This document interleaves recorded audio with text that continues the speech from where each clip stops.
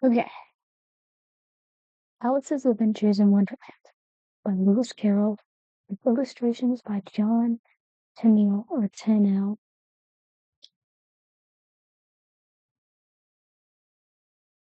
And look at the picture. You can see Queen and King of Hearts, Rabbit, and I guess that's the jury and everything. All in the golden afternoon, full leisurely we glide, for both front oars with little skill by little arms are plied, while little hands make vain pretence, while wonderings to guide. Ah, cool me, three, in such an hour, beneath such dreamy weather, like a tale of breath too weak to stir the tiniest feather. Yet what can one poor voice avail against three tongues together? Imperious Prima flashes forth her edict to begin it, and gently returns Secuna hopes there will be nonsense in it.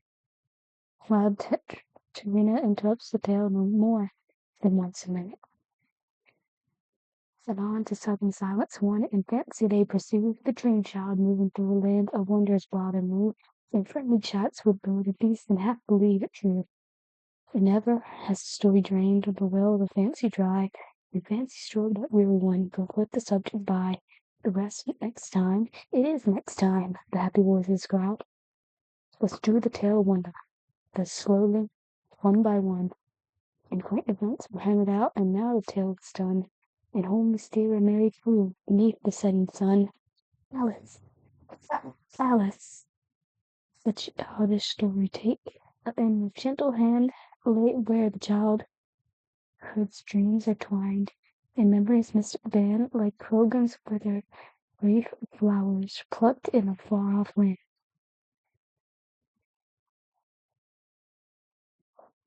Chapter 1. Down the rabbit hole. Alice was beginning to get very tired of sitting by her sister on the bank, and having nothing to do. Once or twice she had peeped into the book her sister was reading, but had no pictures or conversations in it. And what is the use of a book, thought Alice, without pictures or conversation? So she was considering in her own mind, as well as she could, for the hot day made her very dreary and stupid, whether the pleasure of making the daisy chain would be worth the trouble of getting up and picking the daisies. And suddenly a white rabbit with pink eyes ran close by her. There was nothing so very remarkable in that, nor than Alice think it so very much out of the day, wait to hear the rabbit say itself, "Oh dear, dear, I shall be late." When she thought it over afterwards, it occurred to her that she ought to have wondered at this, but at the time it seemed quite natural. But then the rabbit actually took a watch out of its waistcoat pocket and looked at it, and then hurried on. Alice started to her feet, for it flashed across her mind that she had never before seen a rabbit a waistcoat pocket, or what to take out of it, and burning with curiosity, she ran across the field after it, and fortunately was just in time to see it pop down a large rabbit hole under the hedge. In another moment, down went Alice afterwards, never once considering how in the world was she to get out again. The rabbit hole went straight along like a tunnel for some way, then dipped suddenly down. So suddenly that Alice had not a moment to think about stopping herself. Of course, she found herself falling down a very deep well. And the well was very deep, where she fell very slowly, for she had plenty of time as she went down to look about her and wonder what was going to happen next. First, she tried to look down and make out that what she was coming to, but it was too dark to see anything. Then she looked at the side of the well, and noticed that they were filled with cupboards and bookshelves. Here and there she saw maps and pictures hung on pegs. She took down a jar from one of the shelves as she passed. It was labeled orange marmalade. To her great disappointment, it was empty. She did not like to drop the jar for fear of killing somebody, so managed to put it in one of the cupboards as she fell past it. Well, thought Alice to herself, such a fall like this, I shall think nothing of tumbling downstairs. How Billy will think me at home. Why, I couldn't say anything about it, even if I fell off the top of the house, but it was very likely true. down, down, down. Would have fall never come to an end. I wonder how many miles I've fallen down the stone, she said aloud. I must be getting somewhere near the center of the earth. Let me see. That'll be 4,000 miles down, I think. Gracie, Alice had learned several things of this sort in her lessons in school, and though this was not a very good opportunity for showing off her knowledge, as there was no one to listen to her, still it was good practice to say it over. Yes, that's about the right distance. But then I wonder what latitude or longitude I got to. Alice had no idea what latitude was or longitude either, without the nice grand words to say. Presently she began again. I wonder if I shall fall right through the earth. How funny it'll seem to come out among people that walk with their heads downward. The antipathies, I think. I'm rather glad there was no one listening this time, as it didn't sound all the right word. But I shall have to ask them what the name of the country is, you know. Please, ma'am, is this New Zealand or Australia? And she cried to Kirsty as they spoke. Fancy Kirsty saying, as you're falling through the hole, do you think you can manage it? And what an idiot little girl choked me for asking. No, I never did ask. Perhaps I shall see it written up somewhere. Down, down, down. There's nothing else to do.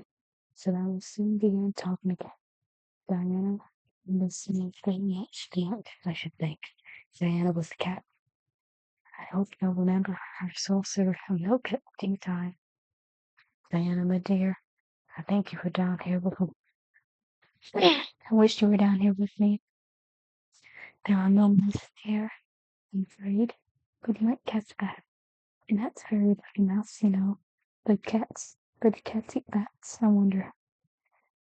And here Alice began to get rather sleepy, as she found to herself in a sort of dreamy way. Do cats eat bats? Cats eat bats? And sometimes do bats eat cats? For you see, as she couldn't answer either question, it didn't much matter which way she put it. She felt that she was dozing off and had just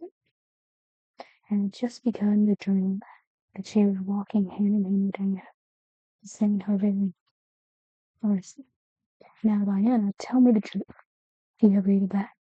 And then suddenly, up, up, down she came on a heap of sticks and dry leaves, and the fall was over. Alice was not a bit hurt, and she jumped up on the thick moments. She looked up, but it was all dark overhead. Before her was a little passage, and the white rabbit was still in sight, hurrying down it. There was not a moment to be lost. Away went Alice like the wind, and just in time to hear it say, as it turned a corner, "Oh, my ears and whiskers, how late it's getting."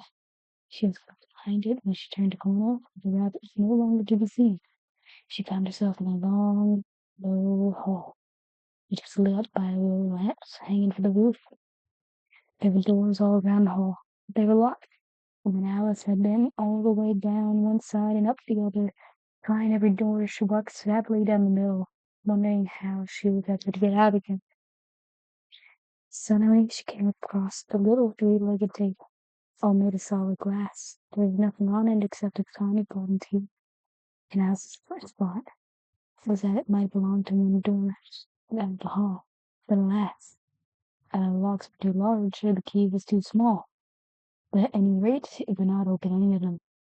However, on the second time around, she came across a low curtain she had not noticed before, and behind it was a little door about 15 inches high. She tried the little golden key in the lock, and to her great delight, it fitted. Alice opened the door and found it led into a small passage, not much longer than the rat hole. She knelt down and looked along the passage into the loveliest garden you ever saw. How she longed to get out of that dark hall and wander about among these bright flowers and those cool fountains, but she could not even get her head to the doorway. And even if I had to go through for 4 hours, it would be very little use with all my shoulders. Oh, how I wish I could shut up like a telescope. I think I could, if only I would know how to begin. For see, so many out of the way things happen lately That Alice had begun to think that very few things, indeed, were really impossible. There seemed to be no use in waiting by the little door, so she went back to the table, half hoping she might find another key on it, or at any rate a book of rules for shutting people up by telescopes. This time she found a little bottle on it. It certainly was not there before, said Alice, and round the neck of the bottle was a papery label. The words, "Drink me," beautifully printed on it in large letters. It was all they would say, "Drink me," but the wise little Alice was not going to do that in a hurry. "No, I'll look first," she said, "and see whether it's marked poison or not." For she read several nice little histories about children who had got burnt or eaten up by wild beasts and other unpleasant things, all because they would not remember the simple rules that Frank taught them, such as that a hot red poker will burn if you hold it too long, and that if you got your finger very deeply with a knife, it usually bleeds. And she had never forgotten that. If you drink much from the bottle of wine poison, it is almost certain to disagree with you sooner or later. However, the bottle was not marked poison, so Alice ventured to taste it and found it very nice. It had, in fact, a sort of mixed flavor of cherry tart, custard, pineapple, roasted turkey, coffee, and hot buttered toast. She raised it and finished it off. "What a curious feeling," said Alice. "I must be shutting up like a telescope." And so it was indeed. She was now only 10 inches high, and her face brightened up at the thought that she was now the right size to go into the little door into that lovely garden. First, however, she waited for a few minutes to see if she'd been shrinking further. She felt a little nervous about this, for it might end, said Alice to herself. It might go out altogether like the candle. I wonder what I should be like then. And she tried to fancy what the flame of the candle was like after the candle was blown out, for she could not remember ever having seen such a thing. After a while, finding that nothing more happened, she decided on going into the garden at once. But alas for poor Alice!